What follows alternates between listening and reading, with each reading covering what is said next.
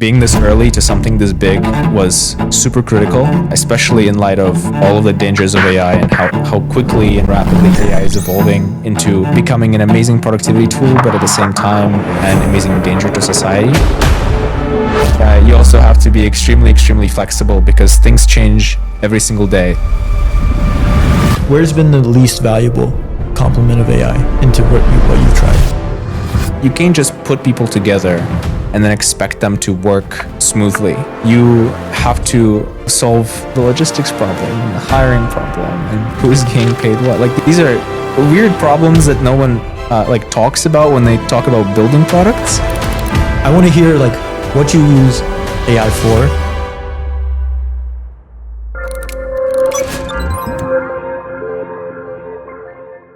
Hey everyone, we are back with another episode of An Open Conversation. Today we're here with Oleg Golev, Head of Product at Sentient. I'm very excited for this episode. Some interesting things will be said, only from Oleg's side. You have a very interesting story, but I'll let you start with the intro and then I'll start digging in and poking. So, hi, my name is Oleg. I lead product at Sentient. I am an engineer at heart. I did a bunch of research, did a bunch of AI, and now I'm here at Sentient making open source AI win. Super excited to be on this podcast, and I have no idea what I'm going to be asked, but that mischievous smile tells me all I need to know. For some context, Oleg and I both went to Princeton. We didn't know each other. I guess we were 2 years apart, and now we work together at Sentient. Why don't you tell me about your journey growing up, making it to Princeton, and then what you did before Sentient and now Sentient. Walk us through Oleg's life. Sure. Oleg's life took many turns. Oleg was born in Russia. I was born in the southwestern region in the steppe. And that region is one of those really hardcore places where you say it gets really cold during the winter, but it's really dry and lower in the altitude. So it gets really hot in the summer too. So you go outside in July and you feel like a fish that got thrown out of the ocean. And then you go outside in winter and the pipes freeze over and your eyebrows freeze and everything. So that's where I'm from. I was there for a while. I was there until I was 13. I moved to the US. I ended up in Ohio somehow. There's nothing to do in Ohio. So as soon as I got into Princeton after high school, I got out of Ohio. And now I'm in Jersey, but now traveling with Sentient here and there. While at Princeton, I was originally thinking of having this grand vision for my life of exploring the galaxies and explaining the world with math. And then I realized I don't actually like math. I liked applied math. I liked solving problems.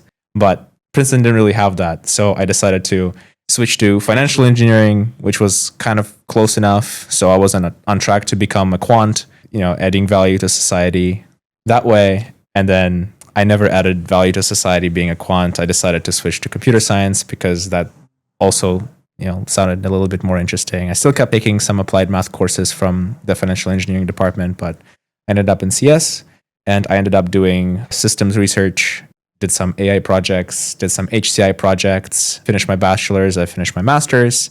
Just wanted to explore more out of the box ideas, some different areas of CS, and also started getting into entrepreneurship and some startup stuff. And then afterwards, I ended up in Sentient.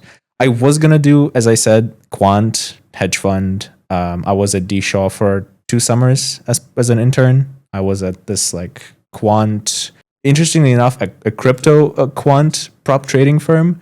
But then, I decided this is all super fun, but I wanted to do something much more interesting to me.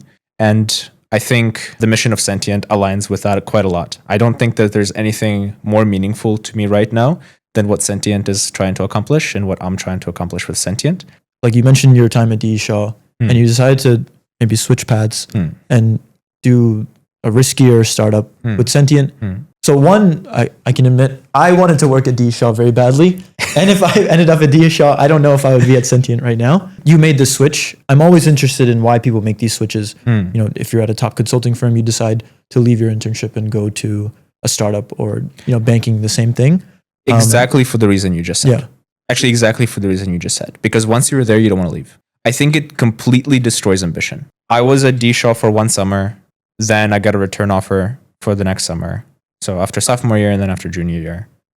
And I ended up in this interesting conversation with a senior engineer on the team who said, you have been doing interesting work. The stuff you've been doing is, pushing bounds. It's very interesting. like I personally never believe my work is in engineering is that stellar, but other people find it, which is good. But wait, I had this conversation, and he said, "I would love to have you on the team." And in the back of my mind, what I was thinking was, if I joined D Shaw after graduation, I will look at the people who are working there, right? And the people who are working there have been there for 5 years, 10 years, 15 years, 20 years, because, you have your amazing comp package. You have D Shaw is one of the places that's actually really good for work-life balance. Good support system. You're kind of isolated in your own thing. You're learning. You're getting, gradually more and more responsibility. And I said, I don't think that I'm going to want to be anything while at this company. So if I joined D Shaw, I would say, yeah, like I want to be a better engineer, and I'll become a better engineer, and I'll do this, and I'll do this project, and I'll do that project, and I'll just kind of go into this monotonous grind. And that completely kills ambition to me. I would consider companies like this amazing companies, but I would say that they're also black hole companies because they're so good in some way that once you join, you absolutely do not want to leave. Right. And so the decision was, before I commit to it and join and not want to leave, let me go and do crazy things. And I say, I would rather do crazy things because that's how I will learn exponentially faster than if I went anywhere else. Right. Any corporate, any fintech, any hedge fund, maybe there is some like super insane startup-y kind of like high frequency trading software teams that are super agile that work that way, right? That's fun. Yeah. But in combination with the mission of Sentient and generally kind of having a much higher ownership over what you do, that's why I decided to go with Sentient over other things. And actually, Sentient wasn't even in the picture when I was deciding D Shaw. I said, just in general, I think there will be an opportunity in the future that is much more attractive in that way than if I just stuck with D Shaw and just kind of burrowed into this company and stayed there for the rest of my life, right? Yeah. That's kind of the vision that I had. I see. An interesting point you make is, did you realize when you were at D Shaw that I feel less ambitious? Like, did you realize when you were in D Shaw, or did you realize it after you were outside? I realized it while I was there. Absolutely. Because again, once you're there, it's a very well-oiled machine. It goes, it functions. There's amazing projects. There's a lot of things to learn as an engineer. Ambition is not there. And ambition in my eyes is, I want to do something crazy. I want to go own something. I want to build something. I want to rile things up. I want to intervene. I want to interject, whatever verbs you guys prefer. This is what I want to do. And I felt like I would not be able to do that at D Shaw. Even if I was this, stellar engineer by the end of it, I don't think that I will be accomplishing, my life's preference of going down this road. So now transitioning from D Shaw to head of product at Sentient, tell me how that transition was. Was it what you were expecting, completely different? Did it fill all the roles you were looking for? Yeah. So D Shaw to Sentient transition went through my entire master's, right? So again, Sentient wasn't in the picture. So I said, I don't want to go to D Shaw because I don't think I'm going to grow there in the way that I want. So I actually went to a master's instead of going to a startup. And the reason I went to a master's is because, well, A, it was paid for, which is awesome. This is one of the few universities in the US that provides paid masters for computer science. Yeah. So I decided to stay there for CS. And the CS program has such lax requirements. It's actually the reason why I stayed. Has such lax requirements that I could do absolutely anything that I wanted. So I went and I did this prop quant trading firm thing. I was working part-time while I was studying. I did a bunch of officerships, like tried new stuff, tried building my own projects. And then I realized, okay, I really like this intersection of AI, HCI, I realized that I just liked everything. I think that was the conclusion that I came to at the end of my master's, is I tried a lot of things. That's what it was for. And I ended up liking a lot of things. And then I said, okay, seems like maybe a VC rotation or like an early startup is my kind of path, because it's like, that's very aligned, because everything is changing very fast in an early startup. So I was going to go to like an VC incubator. And then one of my former professors, Pramod, who is a co-founder of Sentient, decides to email me, and he says, hey man, would you be interested in a cool project I'm working on? Now, the project I'm working on turned out to be a 1.2 billion seed unicorn, which I don't think can be described as a project I'm working on. But I said, yeah, of course, I'm interested. I had nothing to do for the summer before I was going to start full time. Right. And then I went, I interned, I met Himanshu, I met a bunch of the other members of the early team. And then I thought, this is really cool. And I felt like being this early to something this big was super critical, especially in light of all of the dangers of AI and how quickly and rapidly AI is evolving into becoming an amazing productivity tool, but at the same time, an amazing danger to society. And I said, I think Sentient stands for all of the things that can help us in the long run. And I said, you know what? Let me clear my table. I'm going to go to Sentient. I'm going to do this thing, and I'm going to fully commit to it. So you touched on this grand mission of Sentient. And as your job with, head of product, your job is to align people to this grand mission, but also to make something that satisfies this grand mission. One of the hardest tasks, I think, to do ever. I don't think I could do it. So I'm curious to hear about your experiences, what you've learned from it, what's been really hard about it. It's really hard because you can't do everything at the same time. This is all what you're going to hear from every single founder, every single product person is you can't do everything at the same time. If you want to do everything at the same time, you need 100 people, 200 people, 300 people, 400 people, and you need that expertise. You can't just put people together and then expect them to work smoothly. You have to, solve all the rest of you have to solve the logistics problem and the hiring problem and who's getting paid what. Like these are like weird problems that no one talks about when they talk about building products. But this kind of hiring, cultural alignment, why is everybody coming to this company? Why are we building what we're building is an extremely important part of company success. And I think Sentient is in a pretty good position right now where I think everybody at the company is fully locked in that we are building something that is really good and it's also completely open source. And we're able to create this incentive system for people to come and contribute to it because it is open source. I think we're in a good place that way. And so what is the most difficult part about kind of aligning everybody and getting things done in AI, especially when things are moving so quickly, is you have to lock in and pick one thing. You can't do everything. But you also have to be extremely, extremely flexible because things change every single day. So when the competitive landscape, because we're still in a competitive market, right? Like we're saying we're making open source AI win, but that does mean that open source AI has to be better at something. And then you have to scale it, and then you have to go ahead and create the systems that are able to propagate that further and amplify the impact of this development. So yeah, it's really hard to focus on one thing and go fully in, but still stay flexible, because what you thought would work 1 month or 2 months, you look to the left, you look to the right, and suddenly all the attention for that kind of sub-industry in AI is already taken by this other player.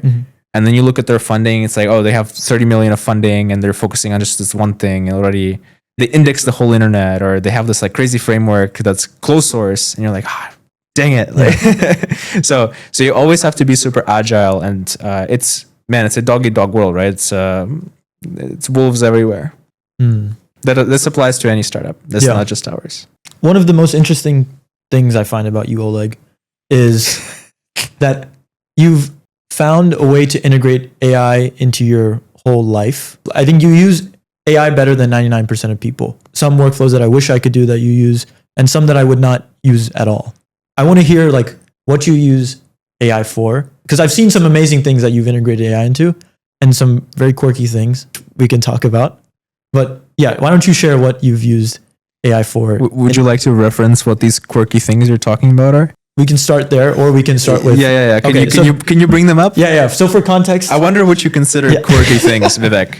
Tell me. So for context, I have seen you use AI to communicate socially with people. So like rephrase this message to... But these are simple things, right? Yeah. Simple how? So you're saying I use AI better than most people? More. Yeah. But I think, I don't want to say I use AI more than other people. I actually I don't feel like I use AI that much. But I feel like I use AI better. Okay. And the reason I say that is because AI has a long way to go to truly automate everything in our lives. And a lot of things that AI promises to do right now, I would much prefer to still do manually, or simply get AI to get me the step one. So I have a lot of data. Either it's product documents, communications from different channels on Slack, some Notion docs, some whatever, linear tickets, right? I have a lot of information from all the different places. I either set up automation or I copy everything very quickly. I paste it all and I just say, okay, here's all the things relevant to blah. Put it into a structure that makes sense, make an outline. Because I don't think that AI is still at a place where it can provide really deep insights on this custom information unless it has much more context, right? And I think they're moving quickly, changing quickly. So I cannot provide AI with like up-to-date context for every query. So what I usually use AI for is I just provide information. I say, give me a structure. But every single message, every single document, every single piece that I share externally or with the team is always written by me. But AI just gave me the structure, the main bullet points and the summary. And then I go through and I edit those points to sound like how I want it to sound because I'm very particular. And then I expand on each one. So I don't want to use AI. And I also don't want other people to use AI as like this end all be all do everything, at least not at this stage. And actually, this is a huge point of discussion at Sentient, right? How do you build workflows in Sentient Chat that do things end to end for you whilst gaining people's trust, right? And I think AI still hasn't gained everybody's trust on all the use cases quite yet. And so what I usually say is AI is best used as a co-pilot. You always ask it questions. You'll always ask it to summarize, give you ideas, give me this, give me that, summarize this, structure this. And then I look at whatever the answer was, and then I create my own conclusions and I write up my own thing, and then I distribute that to everybody else. So I do think I use AI less than others, but I do always recommend that people do not take anything from AI blindly or use it a lot. Or if they use it a lot, only use it as a co-pilot for everything they do. Yeah. Always verify your sources. AI can be wrong most of the time, actually. Where has been the most valuable implementation of AI in your personal life and the least valuable? It sounds like the most is organizing all this chaotic data. Yeah. Organizing chaotic data. I still Google most of the things, man. I still Google most of it because it's so fast, right? Like I Google it and then I see the answer. Very simple. It's only for these complex things that I use AI. Right. So either large quantities of text summarization, or second use case that I usually use AI for is taking some complex researchy question and then throwing it into a deep research workflow. So for example, Roma that we just finished developing recently, amazing work by our AI engineers, Baran and Salah, and their advisors, Sewong and Pramod. They released this amazing meta agent framework, and what they did that works completely differently from the closed source deep research solutions of today. And the different mechanism that they implemented makes sure that AI is able to decompose questions into sub-questions and reason things in a more parallel way, such that the AI doesn't get confused in high noise information scenarios. For example, when you're searching the internet. When you're searching the internet, there's way too much information. They've provided this framework that's really, really good. And they've built a prototype for a search, like a deep research agent. You know, I've been trying their demo for a bunch of my own queries. And I was like, oh, wow, these reports are amazing. Because, we haven't had at Sentient a deep research framework so far. So I've been using Gemini deep research. But then now we have Roma, and I'm thinking like it's very concise, it's very to the point, it captures all the important information, super to the point. So I've been using Roma instead lately for my deep research needs. So that's my second use case, right? First is summarization, second is deep research. That's where actually a lot of time goes into it, where I could not afford to spend of my own manual time searching and comparing and figuring things out. Right. But everything else, like Googling, is very simple. Like I still do that without AI, of course. Where's been the least valuable complement of AI into what you've tried? Exactly this. I feel like search is good, but deep search is more useful. If you see the statistics, right, more people are now just enabling modes like Perplexity Pro or GPT-5 thinking.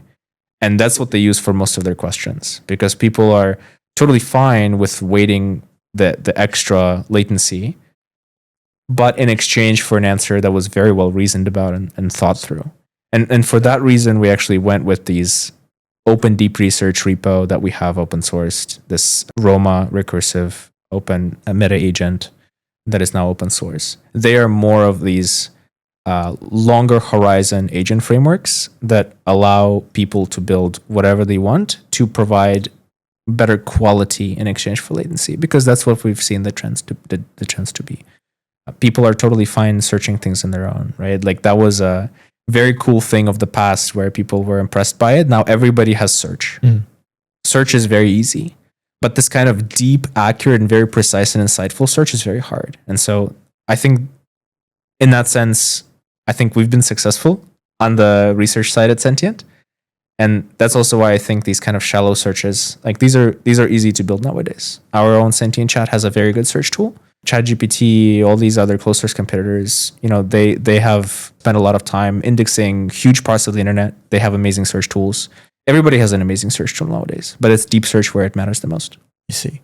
So you're touching on these consumer preferences. You're talking about deep research. Going back to your work at D.E. Shaw, right? Completely different experience to now working in consumer AI, where you have to please someone in an environment where it's moving way too fast. So I'm curious to hear your thoughts about how it is trying to work in this environment. Yeah. Pleasing the most spoiled person ever. Everybody's always displeased. Yeah, exactly. If you go and talk to somebody who has grown up with candy, like most beautiful candy from everywhere in the world, and you bring to this person, like, this is the sweetest candy from this region, and it's like the delicacy, and you have them try it, and they say, oh, but I have all this other candy. Like, what is this candy for? That's kind of the situation we're in. Like, everybody is so sweetened up that I think once you give it something as sweet or sweet in a different way, people don't appreciate it as much. I think the way that people now perceive things is they perceive a new consumer AI products as successful or good only if they're sufficiently wildly different. And this actually goes back to, general like discussion of how products are made is there has to be this aha moment when you join, when you log in for the first time and you kind of go through the workflow, and then you get this aha, like that's what this product is for, and that's the value it brings me, right? This is what you learn in like day 1 or 2 of MBA or just any general entrepreneurship class. I think this is so amplified in AI. The moment the user steps on your homepage of your AI application, always have to compare it with something else. So there's 2 things you have to do. One is you have to either write down very clearly the value proposition on that homepage and then set the expectation straight for the user. So now they're comparing it with at least a subset of some of the things they've seen before. Or the second is it has to be so good and so different that there's no denying that doesn't even, I can't even compare it with anything that's out there in the consumer space. Like, I look at ChatGPT and then I go to another product that looks like ChatGPT. Okay, I'm going to have expectations from this product like ChatGPT. So Sentient Chat, the consumer product we're building, the whole premise of Sentient Chat is to be this aggregation of intelligence. It is the portal to Grid, which is our alliance partnership, this network of data, tools, agents, all these companies working together in partnership to build AI that works amazingly well. And so when you look at Sentient Chat, where you kind of have these demos, proof of concepts, people trying to build across different verticals, they are building across those verticals over time. Things are getting better and better all the time. But the expectation is still the same, right? So you go to Sentient Chat, you see the UI, and then you're like, oh, this looks like ChatGPT. So I expect everything to work. And everything must be perfect. And I will feel good about it. And the AI will sound like this. And if it doesn't sound like this, then I don't like it. And if AI will not give me this feature, even though it's completely irrelevant to the functionality of the project or the specific agent that I'm talking to, I will feel bad about it. And so we're in this kind of weird space where consumers are coming and they're having these completely crazy expectations about a product, even when the product isn't meant to be what they're expecting of it, right? And so I don't know when this podcast is airing, but Sentient Chat is a crazy conglomeration of these verticals, right? And the whole point of Sentient Chat is to collect these open source projects together in one place for a user to interact through one UI. And it's a baseline. It's kind of the jumping point for everybody, because given that Sentient Chat works in open source projects, everybody can go and contribute. So everybody goes in Sentient Chat. Let's say they try the travel experience, and they go and see, oh, it does this, and I've never seen this before. It's very cool. But there's these features I want to do. Guess what? You can go ahead and you can click on the code and see all the code for what you just experienced. And you go ahead and build on top of it. And when you build on top of it, that improves Sentient Chat. You can fork it. You can do whatever you want with it. That's the power of open source that we want to bring back to the consumer, instead of just relying on these closed source companies like OpenAI and Anthropic and Perplexity building these experiences for us and then not giving anything back, or kind of, they're functioning like normal companies. We want to function like an open ecosystem. Right. We invite everybody in. We want everybody to build and improve, such that your expectation, like the consumer expectations, are set by the people building, right? So the people are building saying, like, this is the open source alternative and actually a better alternative for ABC. And that's what this is. And it's improving and it's constantly getting better. And it can get better even faster than what you would have otherwise had with a closed source product or a closed source feature. Right. Because Sentient has this incentive layer for the open source contributors to come and work on these things. So you mentioned how we can open this up and scale for iterations. I guess you have also made many iterations internally, true. Right? 100%. So out of all these iterations, what has been the one product decision that you regret the most but learned from, I guess, the most? I think the most important thing in AI, because of how fast everything is moving, is to not be afraid to sit down and actually stop building. Pause. Recognize what you're working towards. Reassess whether that's still a good goal. For a very long time, we've been building a few flows that we wanted to dominate in, right? If we want to bootstrap some flows around search and crypto, and we said, this is going to go and become the number one in the consumer space for these particular use cases. It actually would have been very important throughout the process to do the following more often, to just pause, think about where we're going, assess the improvement of competition. Okay, this obviously has been happening gradually, but the pausing part is important. Because while you are doing constant evaluations as you are improving, and obviously your competition is improving, you have to pause, you have to consider what's happening. And most importantly, from AI engineering standpoint, you have to understand, is the way that I'm designing my architecture, is the way that I'm building my features, is the tools that I'm adding, are the models that I'm selecting, does that still make sense? Because you're moving towards some gap that you've identified. Other people are improving in their general intelligence. And I'm sure that these big companies also have entire sub-teams that are focusing on TradFi or DeFi. So you have to pause and say, what if we just scrapped everything and then rebuilt the AI part from scratch? Because you're always building imagine like building a house for the first time, because AI is so experimental and crazy. Just imagine you didn't know how to build a house. You started building a house, you built the foundation, and there were some issues with the foundation, and then you built the wall here and you built the window there, blah, blah, blah, etc. And then you kind of went into the house already built, and then you realize that the walls are, about to crumble at any point, or maybe that during the winter, the window creaks and the wind goes in and it's very cold and it's very hard to heat. So this house that you've built, you spent a lot of time building it, but you should probably go and build a better house because you've learned things during the building of that first iteration. So you should not be afraid while building that house to actually maybe call it out in the middle and just say, all right, I built half the house. And usually people say, just finish the job. And I say, for AI, no, you built half the house.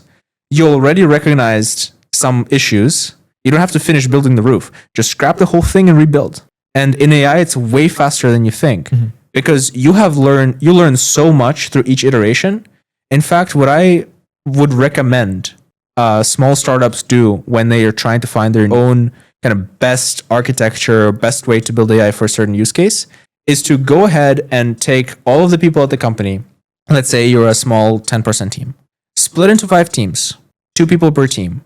And all of you for a week just do a hackathon.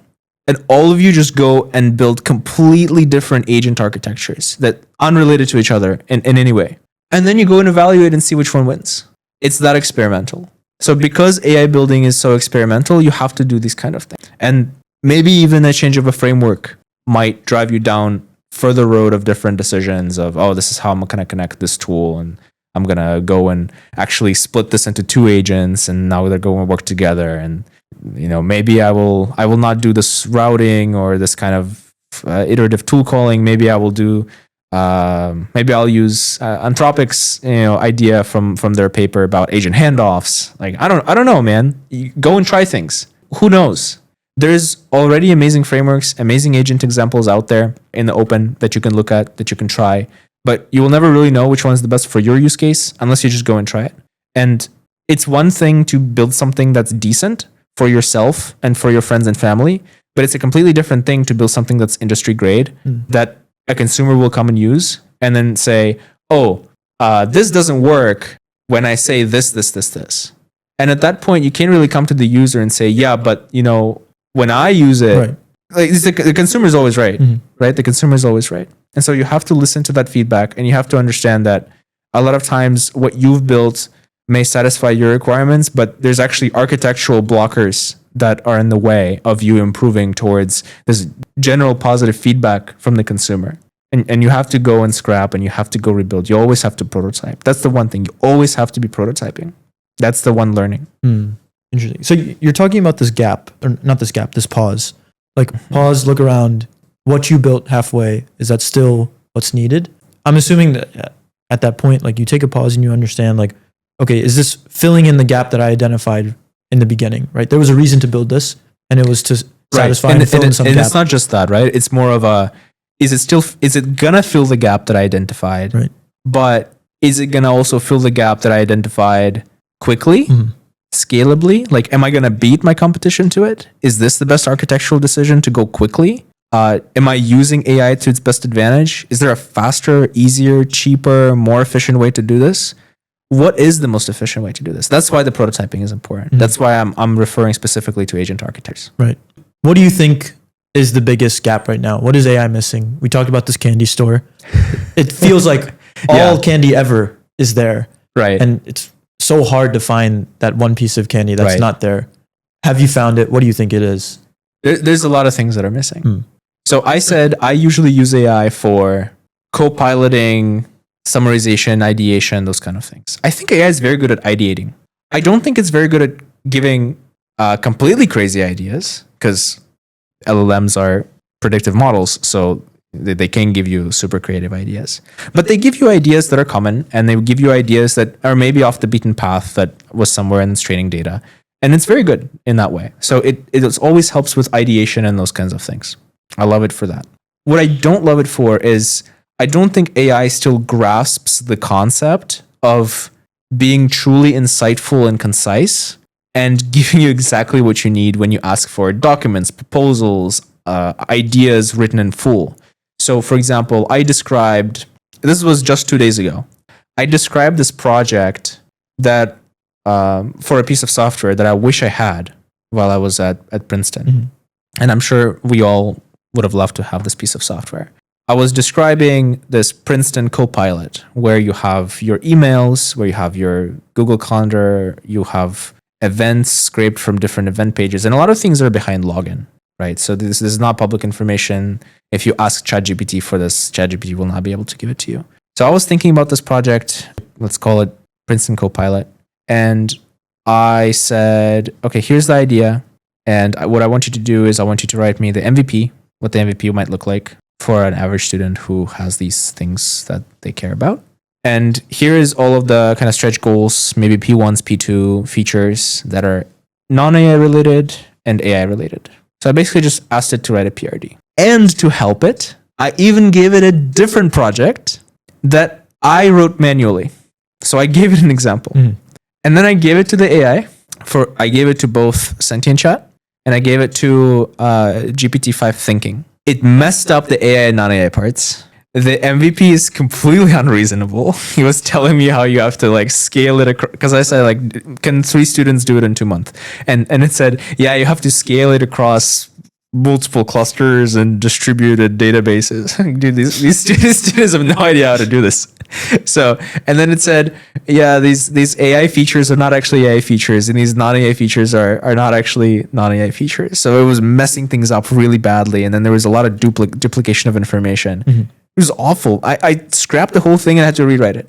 And I was seeing the same things, even with very good prompting, when I would try writing purities for sentient features, for sentient chat features, or just kind of strategy documents and other things that I need to kind of do at Sentient to align people. And man, it's so bad. It's so bad. I cannot explain to you how little the text actually makes sense. And so I already told you before, I gave up on it. I would just ask it, give me the structure, give me some bullet points, give me some ideas, and I'll write it myself. Right. So I'll just write it myself. I do not trust AI to write these kind of documents and rely on AI to make them make sense. Right. So that's one gap that I'm definitely seeing. The second gap that I'm seeing is I guess there is this inherent gap in being actually smart. It's actually related to the first one, right? I want it to just kind of know what to do, because it's supposed to be this PhD level in intelligence and expert, right? But it does just write things that are plausible and completely freaking irrelevant. Yeah. And I have to look, and the worst part is I spent all this time typing my question and typing my amazing prompt. It's like almost a page long by itself. Yeah. And then it spews me a bunch of BS that I don't even want to read, and I have to read it. Yeah. I close the tab, man. Right. I can't deal with it. Can I say, so the way you started it is interesting. So the thing I'm hearing, I think we talked about how consumers are spoiled in AI. I think everyone is spoiled. Even I, like if you ask me, I'm spoiled that way. Yeah. If you ask me what I want AI to be, I wanted to know everything. I wanted to just That's what I expect AI to do, but it can't. So I'm spoiled. It's so funny. It's like going back to this candy analogy, like you go to the candy store and you just pick any random candy and it tastes exactly like you want it to taste, which is like, bro, like that doesn't exist. Yeah. The candy tastes like it tastes. Yeah. It doesn't have to taste like what you want it to taste. But hearing you talk about this now makes me think like this is the norm. We have some high bar, and I don't know how to think about it. Maybe everyone will always be disappointed. Next iteration. Like always. You were saying. That's quite sad to think about. Don't get too sad, Vivek. Yeah, but it's fine. We'll pivot to a more positive note. That's the whole point of the open ecosystem, right? Is everybody's actually building the candy that they want to have, right? So that hopefully everybody gets to enjoy their candy. Yeah. So you touched on these gaps. Where do you think AI products or AI is going to be in 2030? Let's say 5 years. 5 years. Yeah. 5 years is a very long time. I know. Should we go 10? No, just 5. No. Okay. 10 is a very, very long time. Yeah. So 5 years is a long time, because I think by 5 years from now, AI will be absolutely everywhere. Every single big corporation will find a way to imbue every single electronic thing on you with AI. And on you meaning my body. Phone, watch, glasses, laptop, tablet. Okay. Maybe we'll see buttons, microphones on like AI in earpods now, right? So maybe in 5 years it will be normal for people to like put chips somewhere where, I don't know, in their elbows or something stupid. And we're going to see AI everywhere. So you log into email, maybe the UI will look completely different. It won't look like email anymore. Maybe it's just going to be this mind map of all the important things that you have to handle. And it will just do things automatically based on everything else on your plate and your calendar. This is what I think. Everything will be completely synced. Your Gmail knows what's on your calendar. Your calendar and your Gmail know what's in your Notion and everywhere else. And on your phone, every single text message.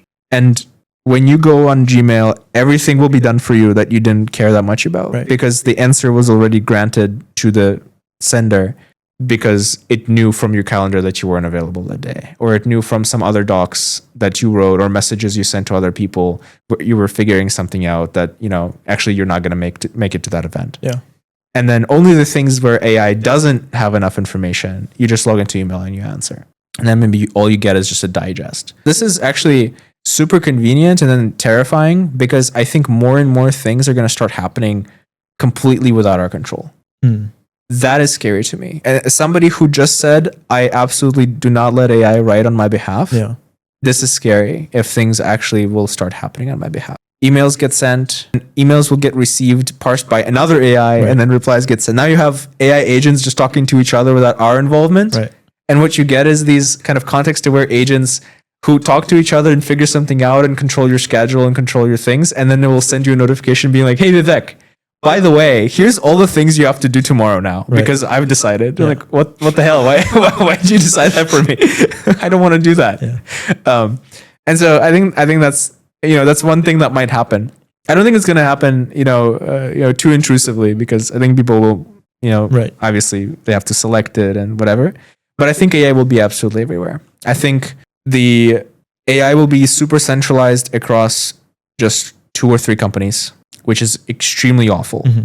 2 or 3 companies that we know are already working with government, that are likely going to continue working or going to try to find ways to work with other governments. So they're going to be tapping into government records, government data. They're tapping into all of your secrets because most people are now using AI for way more than just searching. They're saying, here's my 7-year-old daughter, and here's what my 7-year-old daughter likes. Mm-hmm. Here's all the things I want to, nice things I want to do to her. Like, what are some gifts that I can give you for her birthday tomorrow? Right. And you're giving that information to OpenAI. You're giving that information to Perplexity. And that is extremely critical information. And now that information is being centralized in just 2 places or 3 places. And these people will know way more about you than you will ever think. Right. And so this is kind of the argument where if you have a decentralization and you have a way to build one product or one ecosystem where there's all these really great things built by certain communities, this is decentralization of AI development. This is decentralization of also data aggregation. This is decentralization of knowledge. Mm. I think if we continue down this centralization path, we are going to live in this dystopia where everything about you is known. You have zero privacy. Your phone, your MacBook, your whatever is all arguably tapped. You open your MacBook and then it tells you all these reminders and everything that happened with your life over the past day because it got synced from your phone and got synced from your glasses, got synced from the ear pod that was listening to you for half of the day because you were wearing it, right? Yeah. That is scary to me. So I think maybe not in 5 years, but maybe in 10 years, if we're not going to do anything about it, if we're not going to impose stricter laws, if we're not going to impose, and more importantly, right, because the allure of AI is so strong, put down a way to incentivize actual decentralized AI development, I think we're going to keep going down this path. And that's exactly why I think Sentient is the company that will succeed. And I think that Sentient is the company to do this. That is exactly our mission. Our mission is to make sure that open source, decentralized AI wins at the end. Because if we're going to go down this path of centralized AI, we're running into insanely dystopian problems. Yeah. And we cannot have all this immense power and all this immense data and control, as I mentioned some examples, over us in the hands of just 2 or 3 people. Right. On this side tangent, what do you think about AI accelerationists who think, make all data available. Let's just make AI grow as fast as possible. So for example, like even HIPAA data, government data, like you mentioned, these companies are already working with government data. I think it makes no sense. I don't think that's right. I think if you're going to go ahead down this path, you want to make sure that that data is protected somehow. There's no arguing about that, at least in my mind. If you were to do something like this, I don't think decentralized AI would win right now. Right? That's the point. Is that's what we're building. We're building the way or the rails for decentralized AI and for actually open AI to become the driving force of AI development and AI innovation, and actually become the frontier in comparison to closed source. If you were to open source all the data in the world right now, where is the power still centralized, or where is the power still aggregated? Yeah. It's not in this decentralized community that Sentient is putting together, right? We're actively building it right now. We're in the process. But if you open source everything right away, right at this moment, all it's going to do is it's going to Google and OpenAI and Anthropic and all the other companies to take control of this data. Now they know everything about you. And if we're going to continue giving them data, they will know everything about you all the time. And once you reach a certain point of dependency, once you reach a certain point of quality of a product and dependency on a product, what will start happening is what in the tech world is known as enshittification. This is a real term, right? This is a real term. Everything will become extremely extractive. Let's take a look at Facebook. First of all, amazing in the beginning. Now it's something completely different. Right. In the beginning, Facebook was a board for people to find each other on a college. Then it became this bigger thing. It replaced MySpace. People were posting photos of their family and staying connected. And this is a very normal like MBA case study. Right. And then they realized, oh, but see, there's also all these, people are spending a lot of time on it. So let me add games because the user is already there. Yeah. So let me add games. Let me add ads. Let me add content creation to it also. And then what you have now in your phone when you open the Facebook app is you have to scroll some time before you actually reach anything that your friends have posted. Right. You have no idea what your friends are doing when you open Facebook. I even barely have any idea what my friends are doing when I open Instagram because there's all this content creation and ads and placement that completely takes up my homepage. Right. So I scroll through and this is completely not what I wanted it for. And what it's doing right now is it's taking my attention for this content.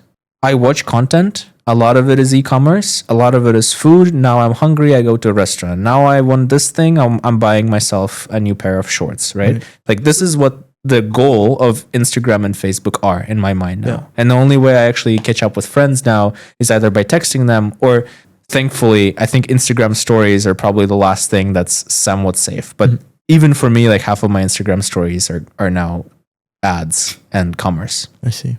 Complete mess.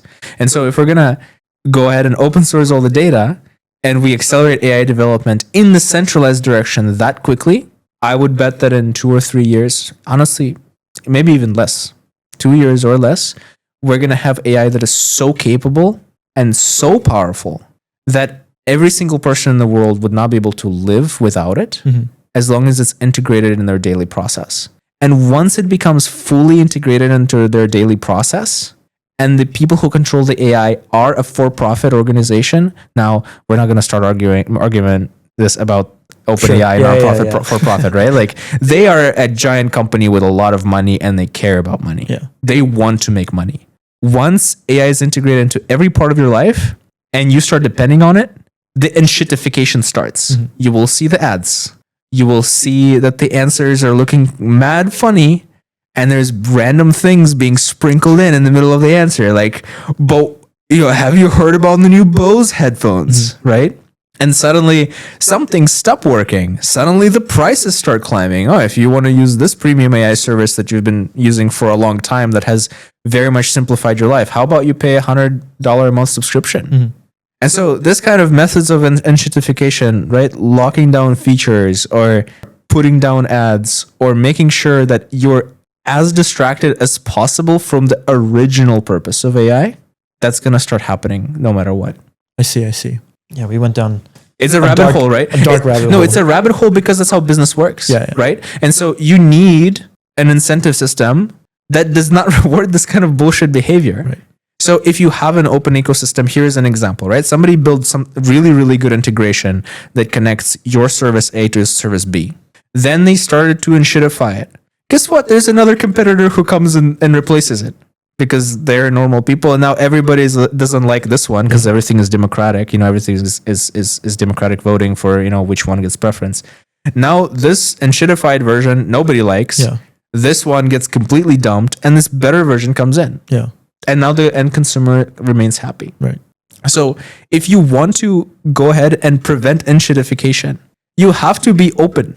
That there's nothing around it. And that's the problem that has to be solved. That's the problem we're solving. That's the problem that Sentient is solving. How do you stay open but make money and have people come and make money, right?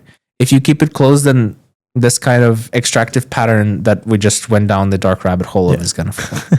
Show me some light at the end of the tunnel. What are you excited for in the future? Dude, I am excited about AI being everywhere. But I'm excited for AI being everywhere and this AI actually knowing me and belonging to somebody who is not Google. Yeah. That's what I'm excited about. I'm excited about the power of the world to come together and say, okay, here is a way that I'm able to automate something in my life and make my life better, or make the lives of my friends better. Like that's what open source was always about. Here's a tool that I think is useful. Let me share it with everybody else. Right. Except now you get rewards for it. Awesome, man. This is awesome. Mm-hmm. And if you're able to say that in the open source, we're going to start rebuilding the whole application ecosystem. Let's say maybe some of the things aren't even open source. Let's say it's like a Proton, like the Proton ecosystem. Yeah. Super privacy focused, like Proton, not an ad.